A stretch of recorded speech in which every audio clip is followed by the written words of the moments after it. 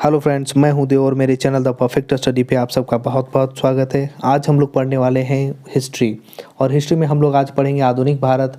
और आधुनिक भारत में आज हम लोग पढ़ेंगे आधुनिक मुगल काल। जी हाँ, जो मिडाइवल जो है मध्यकालीन भारत में आपको औरंगजेब तक पढ़ना है, उसके बाद जो मुगल काल के शासक हैं उसको आपको पढ़ना है आधुनिक भारत में।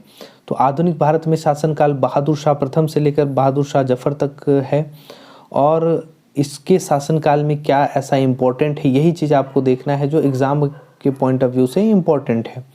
तो चलिए हम लोग शुरू करते हैं। शुरू करने से पहले आप इस चैनल पर नए हैं तो चैनल को लाइक करें, सब्सक्राइब करें, और सब्सक्राइब का जो बटन है आप उस पर टैप करें, उसको आप छू दें।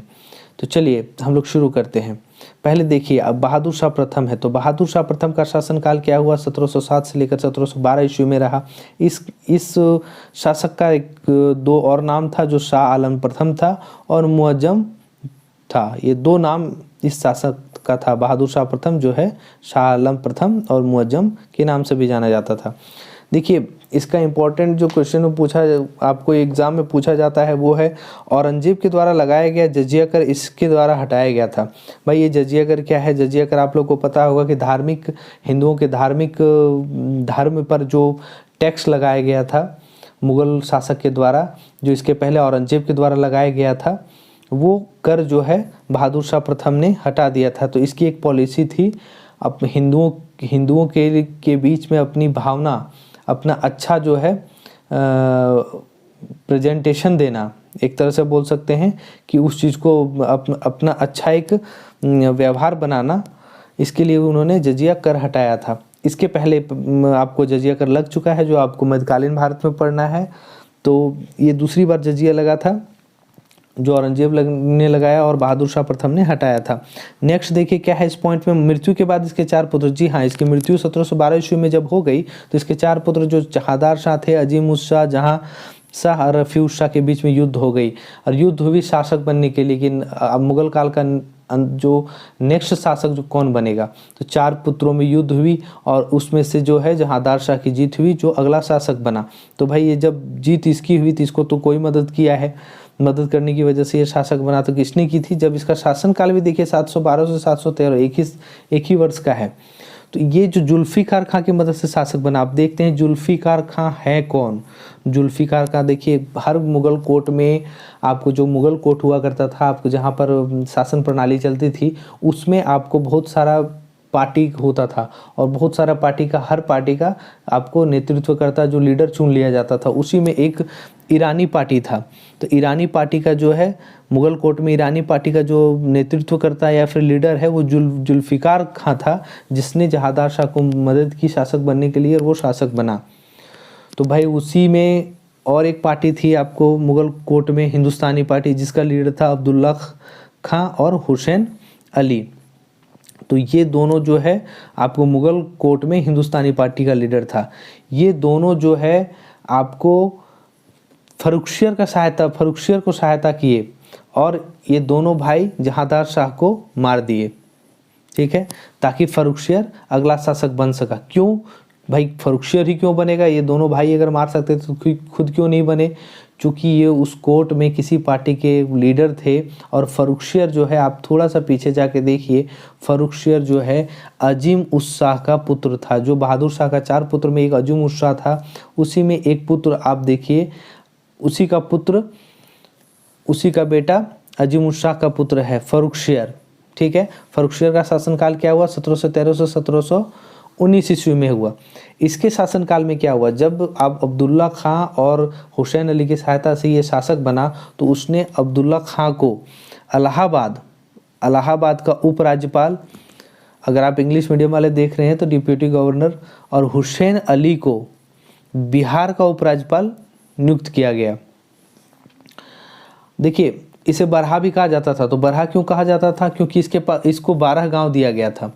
अब 12 गांव क्यों दिया गया था, इंपॉर्टेंट है, चूँकि ये अपना जो है इस कर वसूल कर सके और अपना खर्च निकाल सके, अपना शासन चला सके अपने क्षेत्र का, इसलिए इनको 12 गांव दिया गया था और इन्हें बरहा कहा जाता था। नेक्स्ट इसी में क्या है, अब्दुल्ला खां को वजीर एवं हुसैन अली को मीर बख्श नियुक्त कर दिया गया। भाई इनका प्रमोशन हुआ तो वहाँ पे उनको अब्दुल्ला खां को जो है वजीर और हुसैन अली को मीर बख्श नियुक्त कर दिया गया। इसी में एक और है, देखिए चीन कुलीज खां, चीन कुलीज खां को प्रांतीय राज्यपाल नियुक्त किया गया। तो चीन कुलीज खां कौन था भाई, आपने नाम सुना होगा निजाम उल मुल्क, निजाम उल मुल्क का एक नाम चीन कुलीज खां था जिसे प्रांतीय राज्यपाल नियुक्त किया गया, जिसे कहते हैं प्रोविंशियल गवर्नर। ठीक है। नेक्स्ट शासक जो था मोहम्मद शाह था। मोहम्मद शाह का शासनकाल कब था, 1719 से लेकर 1748 ईस्वी में इसका शासन काल था। ये शासक का नाम रोशन अख्तर भी था। देखिए ये बहुत अच्छा शासक नहीं था, अपना शासन क्षेत्र को अच्छे से नहीं चला पा रहा था, और चूंकि अपना शासन क्षेत्र अच्छे से नहीं चला पा रहा था क्योंकि ये थोड़ा आशिक मिजाज, ये थोड़ा अय्याश मिजाज का आदमी था और इसे रंगीला भी कहा जाता था। ठीक है। नेक्स्ट इसी में पॉइंट जो है बहुत इंपॉर्टेंट पॉइंट है, आप याद रखें कि मोहम्मद शाह के शासन काल में आपको, चूंकि ये बहुत ज़्यादा इंपॉर्टेंट हिस्ट्री में नहीं है लेकिन ये इंपॉर्टेंट इसकी पॉइंट की वजह से हो जाती है कि इसके शासनकाल में मराठा शासक बाजीराव प्रथम ने दिल्ली पर 1737 ईस्वी में आक्रमण किया था। और एक और शासक था जो नादिर शाह, पर्शिया का नादिर शाह था, जिसे ईरान का नेपोलियन भी कहा जाता है। इसने भारत पर 1739 ईस्वी में आक्रमण किया था। और नादिर शाह जो पर्शिया का था, यही है कोहिनूर का हीरा अपने साथ ले गया था। अब देखिए मोहम्मद शाह के शासनकाल में इंपॉर्टेंट क्वेश्चंस यहीं से निकल के आता है कि इसमें और कुछ वो इंपॉर्टेंट नहीं है। मोहम्मद शाह का, चूंकि ये दो इंपॉर्टेंट क्वेश्चन है इसलिए इसका इंपॉर्टेंट तीसरा क्वेश्चन ये बन जाएगा कि इसका शासन वर्ष कितना रहा था। तो 1719 से 48 रहा था, पहला क्वेश्चन। दूसरा क्वेश्चन देखिए, बहुत इंपॉर्टेंट क्वेश्चन के बारे में बात की जा रही है कि किसके शासनकाल में मराठा और शासक बाजीराव प्रथम ने दिल्ली पर आक्रमण किया। यही से पूछ दिया जाएगा 1700 कब किया गया था, 1737 में किया गया था। क्वेश्चंस जिस तरह से पूछा जा रहा है उस तरह से बात हो रही है। इसी में अगर पूछा गया कि नादिर शाह ने आक्रमण कब किया था भारत पे, 1739 पे किया था। कोहिनूर का हीरा किसने ले गया था, नादिर शाह ने ले गया था। पर्शिया का, आपको ईरान का नेपोलियन किसे कहा जाता है, तो नादिर शाह को कहा जाता है। देखिए क्वेश्चन इस तरह से पूछा जाता है। उसके बाद नेक्स्ट जो शासक आया था वो अहमद शाह आया था। अहमद शाह का शासनकाल क्या था, 1748 से लेकर 1754 ईस्वी। देखिए इसमें इम्पोर्टेंट क्या है कि इसी के शासनकाल में तृतीय पानीपत का युद्ध हुआ था। थर्ड बैटल ऑफ पानीपत 1761 ईस्वी में किसके बीच हुई थी, अहमद शाह अब्दाली और मराठा के बीच में हुई थी। तो अहमद शाह अब्दाली और मराठा के बीच में हुई थी और इसमें क्या हुई थी, मराठा की हार हो गई थी। आप देखिए इसमें मराठा की हार हो गई थी। आप नोट करने वाली बात क्या है कि ये अहमद शाह अब्दाली नहीं है। इसी के शासनकाल में अहमद शाह और अहमद शाह अब्दाली दोनों अलग शासक थे। नेक्स्ट जो है वो आलमगीर द्वितीय है। इसका शासनकाल क्या था, 1754 से 1739 है। इसमें कुछ वैसा इंपॉर्टेंट नहीं है लेकिन फिर भी देख लीजिए। वजीर इमाद उल मुल्क जो है, वजीर इमाद उल मुल्क है, इसने आलमगीर को मार दिया। नेक्स्ट जो है शाह आलम द्वितीय है। शाह आलम द्वितीय के शासनकाल कब था, 1759 से लेकर 1806 ईस्वी में। देखिए 1817 इसका शासनकाल इंपॉर्टेंट है, इसको आप याद कर लीजिएगा। इसमें कुछ इंपॉर्टेंट चीज़ जो है वो आपके सामने है। देखिए क्या है वो इंपॉर्टेंट चीज़। इसका देखिए, इसका नाम अली गौहर भी था। इसका दूसरा नाम अली गौहर भी था। इसके शासनकाल में क्या इंपॉर्टेंट है वो है कि बक्सर का युद्ध 1764 ईस्वी में बक्सर का युद्ध जो हुआ था वो शाह आलम द्वितीय के शासनकाल में हुआ था। तो किसके बीच में हुआ था, शाह आलम द्वितीय और इसके साथ अन्य शासक जो आपको बंगाल के शासक थे और अन्य शासक के साथ अंग्रेजों से युद्ध हो गया था। तो भाई दोनों के बीच में युद्ध हुआ तो इसमें क्या हुआ, शाह आलम की हार हो गई। चूँकि शाह आलम की हार हो गई तो फिर अंग्रेजों ने 1803 ईस्वी को दिल्ली वाले क्षेत्र को अपने कंपनी में मिला लिया।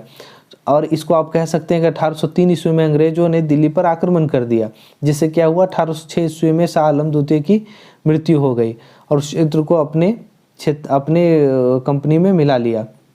अब देखिए इसमें क्या हुई कि उसके बाद जो शासक आया वो है अकबर द्वितीय। अकबर द्वितीय का शासनकाल क्या हुआ 1806 से 1837 ईस्वी में हुई। इसका इम्पोर्टेंट ये है कि इसमें राजा राम मोहन राय के बारे में बताया गया है। राजा राम मोहन राय कौन है वो आगे आपको आधुनिक भारत जो मॉडर्न इंडिया पढ़ेंगे इसमें आपको पता चल जाएगा। वैसे आप हल्का फुल्का हिस्ट्री जानते होंगे तो उसमें से राजा राम मोहन राय के बारे में जिक्र हुआ है और आप जानते होंगे कौन है। तो देखिए पहले राजा राम मोहन राय क्या थे, पहले सिर्फ राम मोहन राय थे, सिर्फ राम मोहन राय थे ये।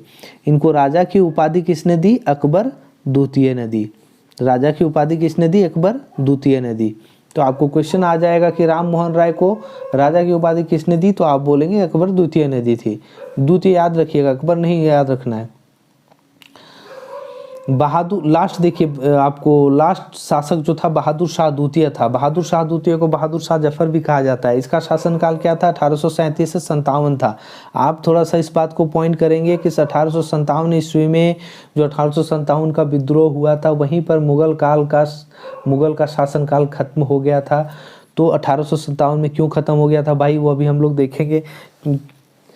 देखिए सबसे पहले देखते हैं कि बहादुर शाह द्वितीय जो इसको बहादुर शाह जफर बोला जाता है, क्यों जफर क्यों बोला जाता है इसको, इसका भी कुछ कारण होगा। तो इसलिए बोला जाता है कि ये इसके पास एक कलम थी जिसका नाम था जफर और उसने आपको कविता लिखी थी इसी कलम से, इसलिए इसके टाइटल में बहादुर शाह जफर भी आ गया, इसलिए इसका नाम पड़ गया बहादुर शाह जफर। अब इसमें कुछ और इम्पोर्टेंट जानने वाली बात यह है कि लाल किला में जो हीरा का महल है, लाल किला में स्थित जो हीरा का महल है वो बहादुर शाह जफर ने बनवाया था। और देखिए लास्ट में लिखा हुआ 1857 की क्रांति में भाग लेने के बाद अंग्रेजों ने इसे बंदी बनाकर रंगून भेज दिया। मतलब क्या है कि 1857 की क्रांति जब हुई थी तो अब देश के अनेकों जगह पर विद्रोह छिड़ा था, देश के अनेकों जगह पे आपको नेतृत्व करता थे, लीडर थे। तो उसमें से बहादुर शाह द्वितीय जो है आपको 1857 की क्रांति में भाग लिया गया, लेकिन इस क्रांति में इनको बहादुर शाह द्वितीय को अंग्रेजों ने पकड़ लिया और रंगून भेज दिया। और इसी के साथ क्या है कि आपको मुगल काल कंप्लीटली ख़त्म हो गया है। ठीक है, मुगल काल यहीं समाप्त हो गया। तो चलिए आपको इसमें आपका जो मॉडर्न हिस्ट्री है, आधुनिक भारत है, इस पे आपका ये पहला वीडियो था और ये शुरू का वीडियो है। आपको इसी तरह सीरीज वाइज पूरा आधुनिक भारत का वीडियो बनेगा। आप इस वीडियो को लाइक करें, सब्सक्राइब कर लें और फ्रेंड में शेयर करें। जितना ज़्यादा शेयर होगा, जितना ज़्यादा व्यूज़ आएगा, उतना अच्छा से ये वीडियो बनेगा। Thank you.